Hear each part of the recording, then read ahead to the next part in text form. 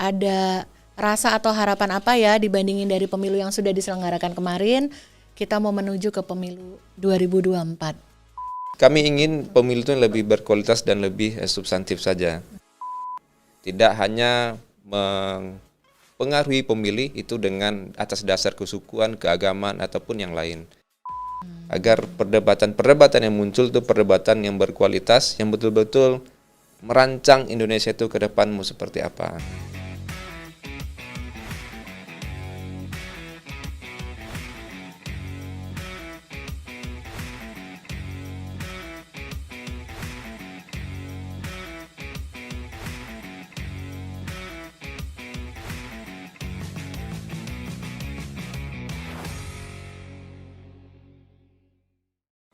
Teman pemilih, apa kabar semuanya? Terima kasih ya sudah kembali menemui kami di podcast KPU RI hanya di kanal YouTube Komisi Pemilihan Umum Republik Indonesia.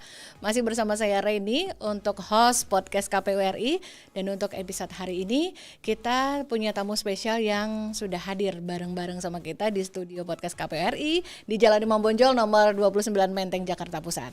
Teman pemilih, kalau dari beberapa episode yang lalu teman-teman semuanya sudah berkesempatan nih untuk mengenal dan juga tahu lebih jauh nih obrolan kita bersama teman-teman dari organisasi pemuda berbasis mahasiswa ya. Coba diingat-ingat kemarin sudah ketemu sama siapa aja. Ada beberapa teman dari GMKI ada, kemudian juga teman-teman dari PMI juga sudah datang. Nah sekarang saatnya kita ketemu lagi sama teman-teman dari organisasi pemuda berbasis mahasiswa juga, yang tentunya kalau saya sebutin nama ini atau saya sebutin organisasi ini, teman pemilih semua tentunya kebanyakan pasti sudah sangat familiar ya.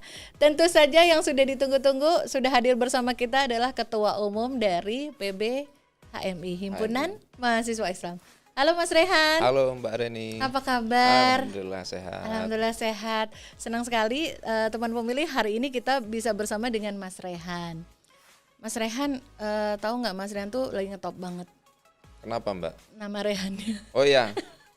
Nama Rehannya. Bercanda ya teman pemilih ya. Iya. Karena semua orang pasti notice kalau dengar nama Rehan. Tapi Rehan yang satu ini juga tidak kalah spesial.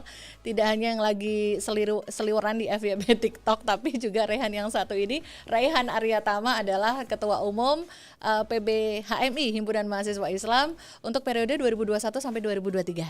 Betul ya. Betul. Gimana kabarnya? Sehat ya. Sehat, senang sekali sudah meluangkan waktu untuk mampir ke podcast KPU RI. Terima kasih banyak. Hari ini kita bakal ngobrol lebih banyak apa sih yang menjadi buah pikir serta harapan-harapan teman-teman yang berada di PBHMI tentang kepemiluan ya Mas Rehan ya. Betul. Mas Rehan ini lepas dari kampus kapan ya? Masih kental atau masih terbawa-bawa bau kampus itu selesai di tahun berapa ya kuliahnya? Saya S1 selesai di tahun 2016. Kemudian S2 2019. Baru banget ya. Baru. Tapi sekarang masih kuliah lagi. Masih kuliah lagi. Oh, luar biasa loh semangatnya untuk belajar loh. Harus selalu belajar. harus betul. Semua juga gitu ya teman pemilih ya, harus mau untuk terus memacu diri ya untuk belajar ya. Mas Rehan sendiri berarti sejak dari S1 ya sudah bergabung di HMI. Ya, saya bergabung di HMI semenjak semester 2. Semenjak semester 2 di S1 dulu. Itu kayak tahun 2011 gitu nggak sih? 2012 awal. 2012, oke. Oh, oke. Jadi dari awal S1 memang sudah tergabung di sana ya? Sudah. Iya. Waktu itu kenapa? Memilihnya kenapa HMI? Sebetulnya kenapa memilih HMI, awalnya kita bingung juga ya mau jelasin gimana, karena ikut-ikutan aja awalnya, ikutan teman. Karena melihat kakak-kakak kelas dulu ya, ini kok abang ini, mas ini, mbak ini kok pinter ngomong gitu kan, kok pinter leadershipnya. Oh gitu. Dan diajak teman-temannya, kita ikut aja. Iya. Ikut berarti ada bareng-bareng rame-rame yang diajak juga ya biasanya ya. Tapi bukankah seperti itu ya Mas Rehan, kalau di suasana di kampus itu kan memang apa yang kita lakukan itu kan rata-rata kan ya memang masih ikutan rame-rame temen, diajakin kakak kelas, iya nggak sih? Iya. Kayaknya hampir semuanya orang-orang yang terlibat di organisasi kepemudaan dari sejak di kampus kayaknya emang gitu ya. Iya nggak sih? Sebagian besar begitu. Sebagian besar. Karena memang kita waktu mulai kuliah itu kan rasa ingin tahunya tinggi. Pengen belajar ini, pengen belajar itu, pengen nyoba ini, pengen nyoba itu. Betul, betul. Akhirnya pengen nyoba di HMI dan nyaman di HMI ternyata. Oh gitu. Dan keterusan sampai sekarang. Apa tuh yang bikin betah?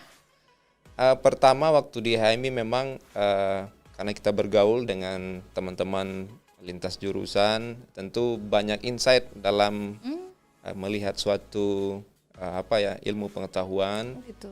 Karena kita juga bergaul dengan kakak-kakak kelas, sehingga juga bisa menambah kalau di kampus itu meningkatkan nilai akademik kita lah. Oh gitu.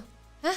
Terutama Nilai akademik? misal kalau mau ujian dikasih kisi-kisi lah, biasanya ini loh soalnya gitu kan ya, kita akhirnya Gitu. bisa belajar. Oh gitu ya.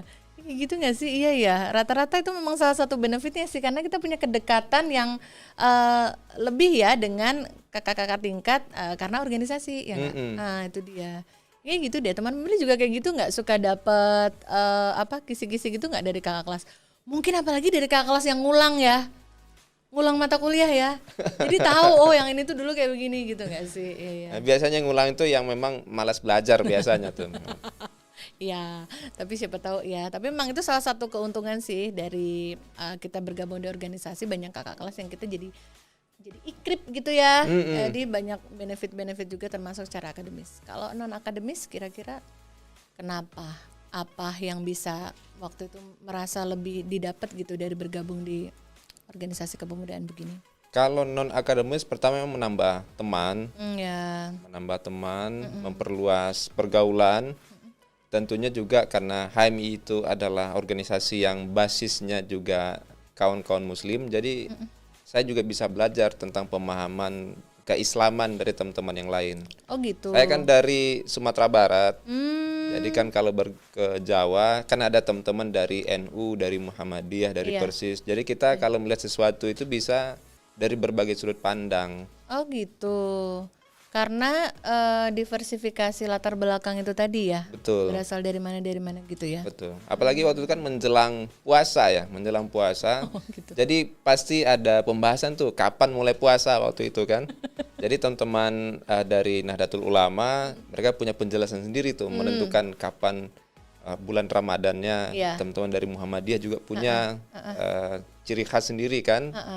Tentang bagaimana menentukan satu Ramadan maupun satu Syawal gitu. Iya. Loh, kan tapi ngikut yang diumumkan ya enggak? Atau kan kalian mahasiswa tidak memutuskan sendiri kan? Ikut yang diumumkan. Tetapi kan diskusinya kita tahu akhirnya tidak barang jadi kan, tapi kita tahu prosesnya, cara menghitungnya segala macamnya gitu. tahu. Oh, itu menarik sekali ya, mahasiswa membicarakan hal-hal yang berkualitas dan bermutu seperti itu. Apakah teman milih ketika menjadi mahasiswa juga membahas hal-hal seperti itu? Ayo komentar di kolom chat ya. Oke, Mas Raihan, kalau bersama HMI sendiri dari sudah dijalani dari sejak zaman masih mahasiswa dan ternyata berlanjut ya kesukaannya hingga sekarang akhirnya dipercaya untuk memegang amanah sebagai Ketua Umum dari PBHMI. HMI sendiri walaupun hampir sebagian besar masyarakat atau penonton kami, teman pemilih mungkin juga banyak yang sudah familiar ya dengan nama HMI. Tapi boleh dong dikenalkan lagi profil organisasi HMI ini kepada teman pemilih semua supaya makin kenal gitu? Ya, kalau HMI itu sebetulnya organisasi mahasiswa yang tertua di Indonesia dan juga termasuk yang terbesar di Indonesia saat ini. Kita lahir di tahun 47, 2 tahun pasca Indonesia merdeka. Tepatnya 5 Februari 1947. Jadi memang kenapa HMI harus hadir? Karena memang HMI mencoba untuk mengatasi persoalan-persoalan kebangsaan dan keumatan. Pertama karena memang kondisi bangsa kita waktu pasca merdeka masih ada agresi militer. Ya, betul. Maka kita harus berkomitmen menjaga keutuhan bangsa kita, ya kita harus ikut tampil lah di situ. Kemudian karena kondisi umat Islam waktu itu yang jumud, akhirnya HMI inginlah untuk menciarkan Islam itu lebih jauh. Oke. Dan itu yang dituju memang di lingkungan mahasiswa, bahkan ketika masa itu ya. Mahasiswa. Karena kita memang ngambil domainnya mahasiswa. Kalau masyarakat secara umum kan sudah ada NU, Muhammadiyah dan yang lain-lain. Tetapi karena mahasiswa, kelompok terpelajar, akhirnya kita coba membangun paradigma tentang keislaman keindonesiaan ala mahasiswa itu seperti apa. Nah, kalau yang anggotanya sendiri sampai sejauh ini tuh kalau bisa digambarkan di seluruh Indonesia itu kira-kira bisa sampai berapa banyak ya, Mas Rehan? Kalau anggota HMI itu mungkin lebih kurang 1 juta member ada lah kita. Oh gitu, tersebar di seluruh Indonesia Di ya? seluruh Indonesia. Mayoritas kelihatan nggak sih di wilayah mana gitu? Kelihatan nggak? Mayoritas memang kalau tempatnya pasti di ibu kota provinsi ya, itu lebih dominan biasanya. Oke, karena Tapi merata di seluruh provinsi ada. merata ya, di seluruh provinsi ada ya. Dan tentu saja PB-nya berkedudukan di Jakarta, ya. Nah itu tadi teman pemilih, ada nggak yang pertama kali nonton podcast ini dan memang ternyata baru pertama kali ini nih mendengar atau kenal dengan profilnya organisasi mahasiswa yang disebut dengan Himpunan Mahasiswa Islam. Nah kalau memang ada yang baru pertama, ini kesempatan yang baik untuk kita bisa mengobrol lebih dalam lagi sama Mas Rehan nih, adalah Ketua Umum dari PBHMI yang nanti akan bercerita lebih banyak tentang apa sih pikiran-pikiran dan apa sih kontribusi yang akan dilakukan dalam kepemiluan, khususnya pemilu 2024 nanti. Teman pemilih jangan kemana-mana, tetap di podcast KPU RI hanya di kanal YouTube Komisi Pemilihan Umum Republik Indonesia. Teman pemilih, terima kasih ya masih bersama kami di podcast KPU RI hanya di kanal YouTube Komisi Pemilihan Umum Republik Indonesia. Dan untuk episode kali ini masih bersama saya Reidi sebagai host podcast KPU RI dan juga tamu spesial kita ada Mas Rehan. Beliau ketum untuk PBHMI periode 2021-2023. Mas Rehan, tadi kita udah ngobrolin cerita-cerita di kampus kemarin ya, dan kenapa bisa sampai memilih berada di Himpunan Mahasiswa Islam.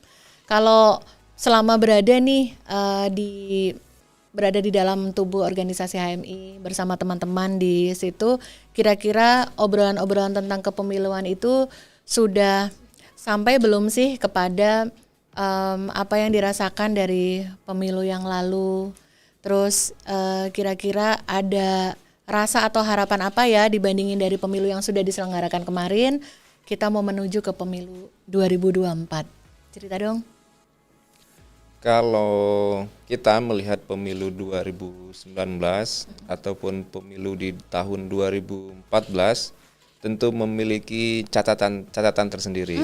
Catatannya apa tuh, Mas Catatan yang paling penting kita lihat adalah di situ adanya politik identitas. Penggunaan politik identitas menurut kami di HMI itu kurang pas. Karena pada akhirnya itu membelah masyarakat kita. Gitu ya. Meskipun terakhir berkembang istilah cebong, kampret atau kadrun ataupun apapun istilahnya itu, tapi itu tidak bagus untuk pembangunan sosial kemasyarakatan kita. Dan kalau ditanya keinginan kita selaku anak muda, terutama di HMI, kita ingin tuh pemilu yang berkualitas, yang lebih substantif, yang mengedepankan apa sih sebetulnya tawaran solusi dari pemimpin kita untuk Indonesia ke depan, dan bagaimana mereka mengkonstruksi Indonesia itu ke depan. Karena bagaimanapun gagasan-gagasan itu sangat kami tunggu. Tidak hanya mempengaruhi pemilih itu dengan atas dasar kesukuan, keagamaan, ataupun yang lain. Menurut Mas Rehan dan teman-teman memang masih terasa ya pendekatannya berdasarkan kesukuan, keagamaan gitu? Pendekatan itu masih ada, tetapi karena kita Himpunan Mahasiswa Islam yang bergerak di wilayah keislaman dan keindonesiaan, ikut bertanggung jawab untuk mengurangi persoalan yang menitik beratkan pada politik identitas tersebut. Jadi kami harus ikut mewacanakan pemilu ke depan itu ya pemilu yang lebih substantif, pemilu yang mengedepankan gagasan-gagasan tentang bagaimana Indonesia yang kita cita-citakan. Gitu ya. Tapi kalau dari sisi bukan membandingkan ya, apa sih yang dirasain kemarin dari selain catatan yang tadi sudah disampaikan, apa sih yang dirasain dari yang pemilu yang kemarin untuk menuju ke pemilu berikutnya di 2024? Ada rasa kekhawatiran atau ada excitement atau justru punya harapan atau kayak gimana rasanya, Mas? Tentu kita harus optimis ya. Kalau optimis itu kita harus punya harapan-harapan. Ya. Ke depan di tahun 2024 tentu harapan terbesarnya di kalangan anak muda, karena memang secara kuantitas bertambah dari pemilu sebelumnya. Tentu harapan kita partisipasi pemilihnya harus lebih tinggi di kalangan pemuda. Oh gitu. Kemudian ya pemuda juga harus banyak terlibat baik itu dalam kontestasi politiknya atau menyuarakan untuk mengedukasi masyarakat lain agar ikut memilih. Ya, agar ikut memilih ya. Nah, ini menarik nih kalau di dalam tubuh satu organisasi dulu aja ya, dari sesama di dalam HMI aja tuh kira-kira ini yang bakal menarik nih. Kan ada banyak situasi di mana di 2019 kemarin pemilu itu bisa dibilang terjadi blok ya, A dan B gitu. Aku mau nanya dong, kalau di dalam tubuh organisasi sendiri gimana? Kalau di HMI, Nggak, maksudnya terhadap situasi calon presiden waktu itu. ya kalau ngeblok pasti ada lah. Pasti ya? Pasti Terasa ada. banget nggak? Terasa, tapi terasanya gimana terasanya? Kalau di internal organisasi nggak terlalu terasa. Oh gitu. Mungkin itu hanya pilihan individu yang ada dalam organisasi. Tapi secara kelembagaan kita kan bersifat independen. Oh iya, iya betul. Tapi tuh kalau bahkan di dalam pergaulan, di dalam internal organisasi juga nggak terlalu terlihat ya? Apa keras-kerasnya gitu? Nggak ya? Oh enggak, kalau itu enggak. Oh, dewasa-dewasa ya mahasiswa zaman sekarang ya berarti ya. Berarti tidak obrolnya nggak sampai terbawa jadi ibaratnya jadi baper atau terlalu. Kalau baper enggak sih Mbak, cuman kadang dijadikan bahan bercandaan aja. Oh, bercandaan aja ya. Bercandaan aja. Nggak sampai musuhan ya. Oh enggak ada. Nggak ada ya. Aman kalau itu. Nanti masa sesama pengurus karena beda pilihan terus jadi gimana, enggak ya? Enggak ada. Jangan sampai ya. Itu yang kita nggak mau ya. Jadi sebenarnya kalau di dalam kalau secara personel di dalam tubuh organisasi sendiri tidak perlu ada kekhawatiran bahkan nanti untuk pemilu berikutnya apakah akan terjadi dukung sana dukung sini kayak gitu, gimana? Nggak ada kekhawatiran kita, karena kita membiasakan dalam HMI sendiri. Yang pertama yang harus kita lihat tuh memang kemampuan leadership seseorang itu. Gitu. Kemudian yang kedua adalah gagasan mereka untuk dalam kontestasi pemilu itu seperti apa. Kita lebih banyak mendiskusikan itu sebetulnya di internal organisasi. Ya pun kalaupun ada pengelompokan itu ya kadang jadi bahan bercandaan aja. Oh gitu, iya. Itu terjadi di kalau 2019 berarti masih di area, masih di kampus juga ya waktu itu ya? Masih. Iya, masih di kampus juga ya. Kalau waktu itu di suasana di kampus bisa kelihatan nggak kalau dalam lingkup pergaulan teman-teman HMI dan sekitarnya saat itu kecenderungan teman-teman mahasiswa itu memang excitementnya tinggi nggak, Mas Rehan, terhadap pemilu untuk memilih? Saya waktu itu kondisinya lagi S2, memang di akhir kuliah ya, di akhir masa. Memang kalau keinginan teman-teman untuk memilih itu sangat tinggi. Gitu ya? Sangat tinggi. Tetapi memang kadang-kadang membuat mereka agak malas itu ya. Ini kok pemimpin yang dipilih yang dikedepankan kok blok politiknya. Oh gitu. Maunya gimana? Maunya ya apa nih? Misal tahun-tahun saya kan ada yang PNS misalnya, apa nih untuk PNS nih ke depan gitu. Apa nih untuk ASN ke depan. Oh gitu. Ada juga mungkin yang wira swasta kan, wirausahaan. Apa nih gagasan presiden kita ini ke depan untuk entrepreneurship ini gitu. Oh, harapannya seperti itu ya? Harapannya seperti itu. Tapi kan yang banyak terjadi dan di blow up di media itu kan saling bullying ya, itu yang banyak terjadi dan kita nggak mau lagi itu terjadi.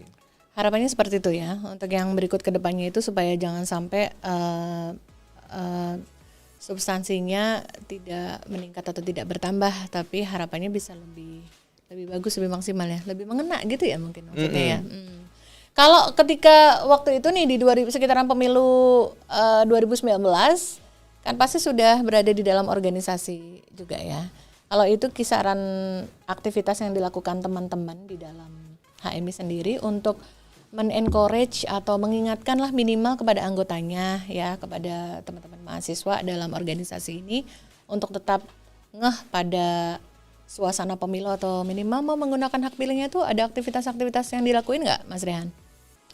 Waktu itu di tahun 2017, 2018 saya waktu itu masih di tingkatan cabang.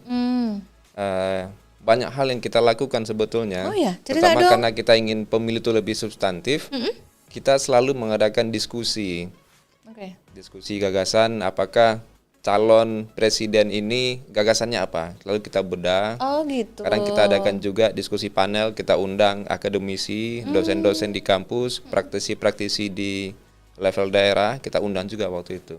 Dan itu tidak hanya terjadi di cabang saya, itu rata-rata semua cabang menggunakan pola seperti itu. Oh gitu. Tujuannya yang pertama kita lebih paham terkait apa yang disampaikan atau yang digagas oleh kandidat tersebut. Ya. Kemudian yang kedua juga bisa menarik perhatian dari mahasiswa. Karena diskusi-diskusi seperti itu kan jarang dilakukan di internal kampus sebetulnya. Oh, di masa-masa setelah 2000-an ini tuh jarang ya? Jarang. Apa ya Mas ya? Mungkin ada, tetapi kan penyebarannya tidak seluas yang kita harapkan. Oh gitu. Oke. Ke depan mungkin kita akan banyak diskusi juga tentang kepemiluan agar bisa menarik partisipasi pemilih. Tapi karena ini era digital, kita akan lebih menggunakan metode hybrid atau lebih cenderung ke online. Oh gitu. Iya betul juga ya, menyesuaikan dengan situasi yang cocok dengan saat ini ya. Iya betul. Nah, teman pemilih, gimana dengan teman pemilih semua? Apakah juga di masa-masa menuju pemilu itu banyak mengikuti forum-forum kajian atau forum-forum yang saling membagikan atau membedah informasi ya? Kira-kira sering nggak mengikuti atau kira-kira bakal mau nggak mengikuti forum-forum kajian seperti itu untuk mengenal lebih jauh calon-calon pemimpin yang akan memimpin bangsa ini? Kalau iya, komentar ya di bawah sini ya. Dan nanti kita akan ulik lebih jauh lagi obrolan kita bersama Ketum dari PBHMI untuk obrolan hanya di podcast KPU RI, cuma di kanal YouTube Komisi Pemilihan Umum Republik Indonesia.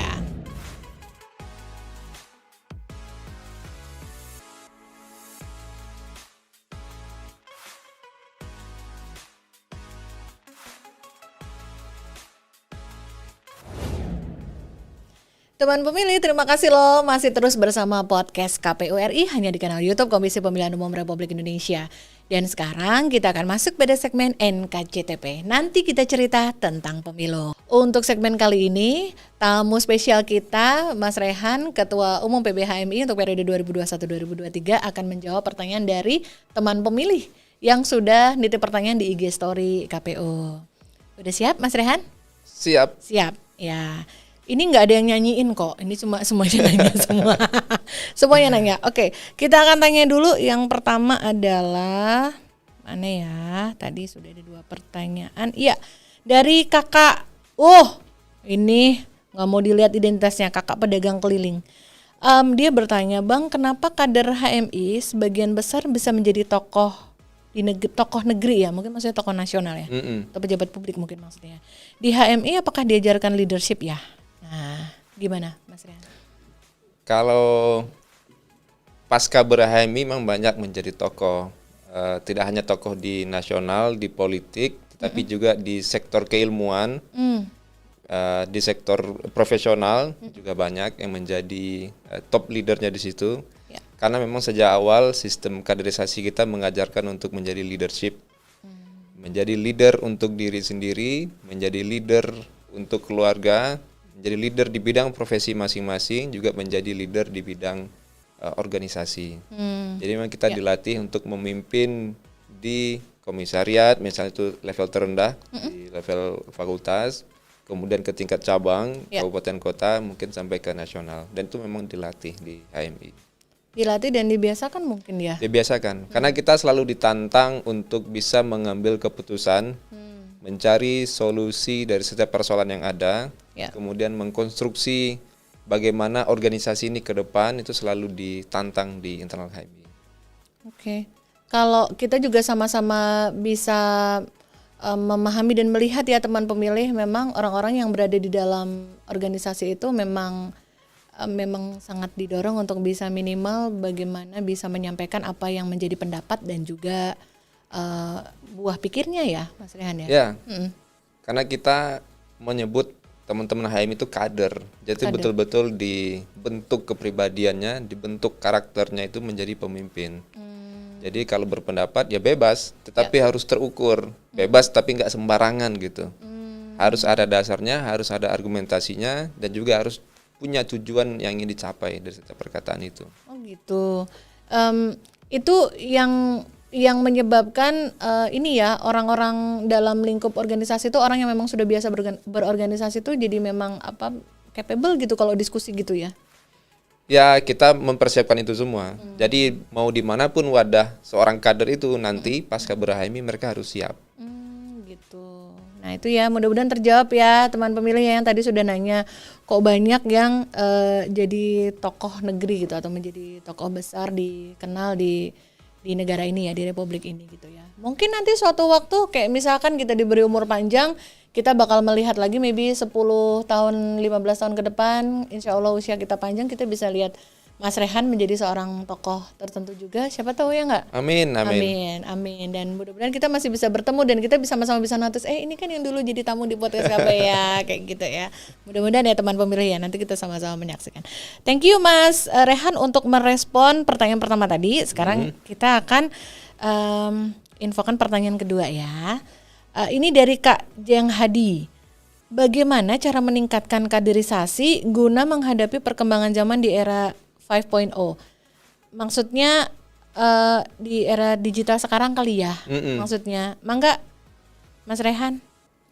Kalau untuk meningkatkan kaderisasi untuk menyambut 5.0, tentu kita harus optimalkan dulu nih era 4.0-nya.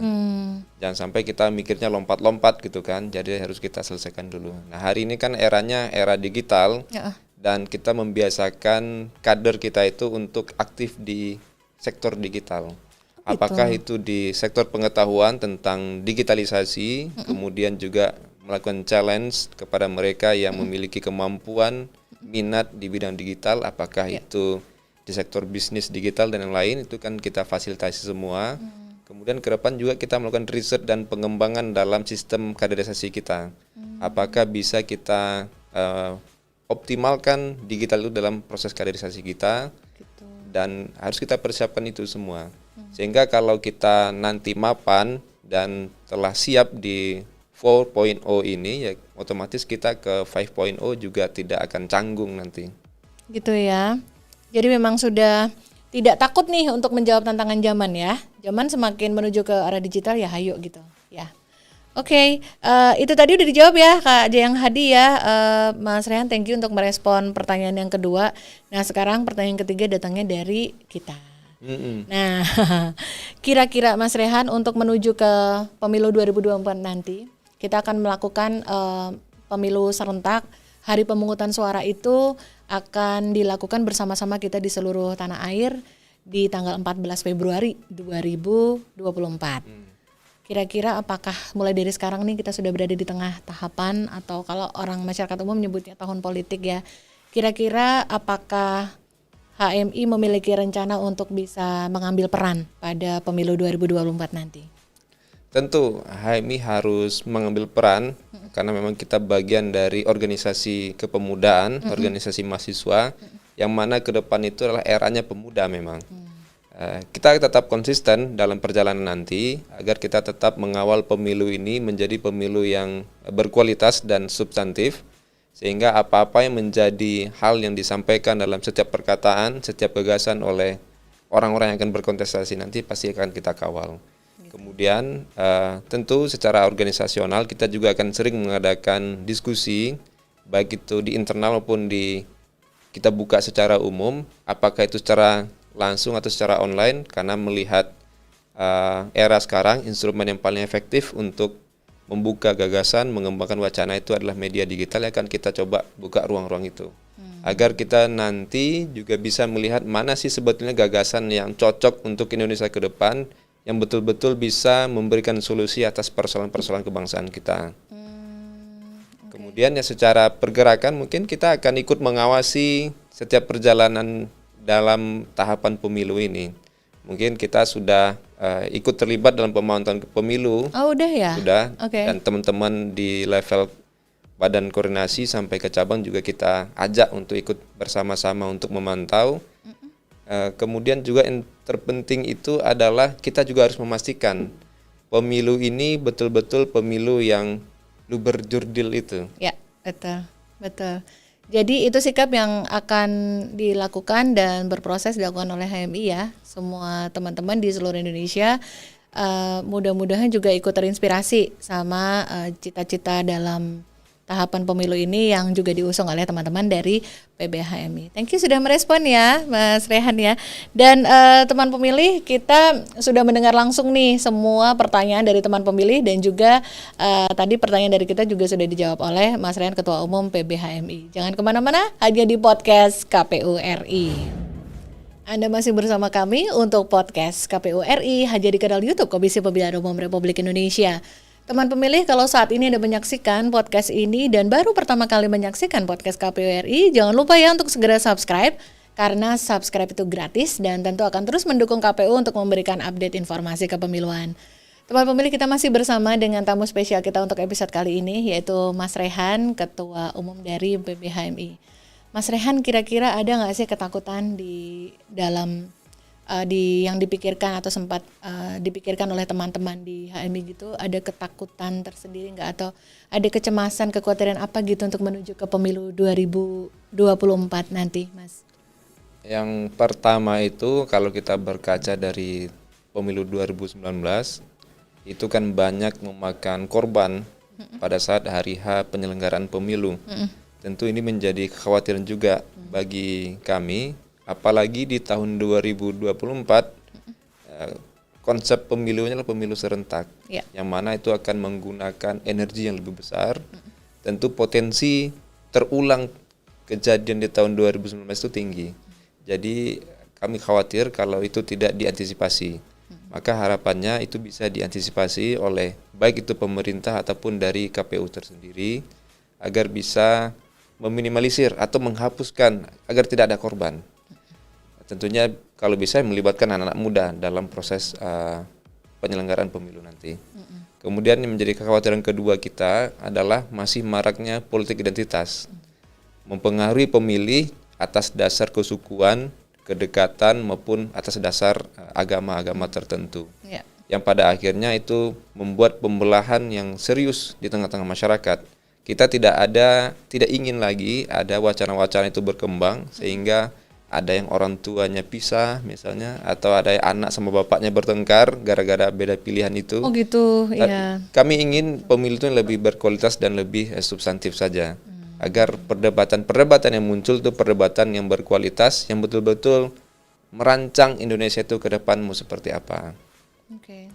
Seperti itu ya concern-nya ya, betul. Dan kalau kita boleh merespon nih, tadi yang pertama disampaikan keterlibatan teman-teman yang masih muda nih untuk bisa bergabung menjadi penyelenggara pemilu. Kita juga ingin nih Mas Rehan menantang sama semua teman pemilih semua, atau juga teman-teman di organisasi HMI juga, untuk bisa lebih melibatkan diri, mengambil peran sebagai penyelenggara pemilu. Jadi kenapa berhenti cukup terlibat sebagai pengawas atau pemantau pemilu saja, jika bisa melakukan lebih, yaitu menjadi penyelenggara pemilu, misalnya menjadi petugas KPPS yang di tempat pemungutan suara ya di hari H ya.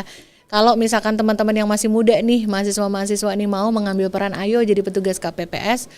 Yang pasti, yang utama, tenaga pasti masih jauh lebih kuat ya, karena usianya masih muda nih, pasti secara fisik juga masih jauh lebih mampu menerima tantangan beban pekerjaannya enggak.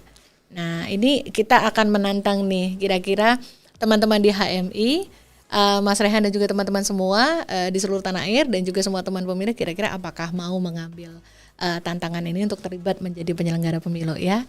Kita tunggu ya nanti ya actionnya ya Mas Rehan dan teman-teman ya. Oke teman pemilih, itu tadi obrolan kita bareng-bareng sama Ketum PBHMI, dan sekarang akan sangat penting untuk kita bisa mendengar langsung kira-kira Mas Rehan mewakili seluruh teman-teman HMI di seluruh tanah air itu kira-kira apa yang ingin disampaikan kepada semua teman pemilih di seluruh tanah air untuk menjelang pemilu 2024 nanti. Banyak dari kita yang antipati dengan memilih karena memang melihat kondisi politik kita yang dicerminkan atau diwacanakan itu buruk atau jelek. Apakah itu money politics, apakah itu KKN-nya, atau berbagai macam hal lainnya. Tentu ini menjadi concern kita, karena bagaimanapun ke depan kita hari ini di usia-usia kita yang akan memimpin Indonesia ke depan. Jadi mau tidak mau, suka atau tidak suka dengan kondisi hari ini, kita harus masuk ke dalam dunia ini agar kita bisa melakukan perbaikan secara signifikan. Yang kedua, memilih bukan berarti kita menentukan sikap atau membuat pilihan yang salah ke depan, tetapi kita juga harus menentukan pilihan itu menjadi pilihan yang tepat dengan cara melihat bagaimana concern seorang kandidat, seorang yang akan berkontestasi itu memiliki gagasan dan betul-betul ingin membangun Indonesia ke depan. Harapannya memang kita harus memilih agar demokrasi ini yang telah kita perjuangkan pada masa reformasi bisa kita jaga dan kita lanjutkan secara baik ke depan. Gitu ya, luar biasa banget. Thank you banget pesannya ya Mas Rehan untuk semua teman pemilih. Mudah-mudahan semua teman pemilih bisa mendapatkan insight tidak hanya dari pesan Mas Rehan tadi ya, tapi juga dari seluruh obrolan yang sudah kita omongin di episode kali ini ya. Mas Rehan, terima kasih banyak ya sudah mampir di podcast KPU RI. Sama-sama Mbak Rini. Ya, mudah-mudahan sehat selalu. Kita ketemu lagi di waktu yang baik ya. Baik, thank you banget, dan teman pemilih juga terima kasih banyak ya sudah mengikuti episode kali ini. Mudah-mudahan teman pemilih semua bisa sama-sama mendapatkan makna, dan tentu ikuti terus podcast KPU RI episode berikutnya hanya di kanal YouTube Komisi Pemilihan Umum Republik Indonesia. Podcast KPU RI terdepan bicara kepemiluan. Sampai ketemu lagi.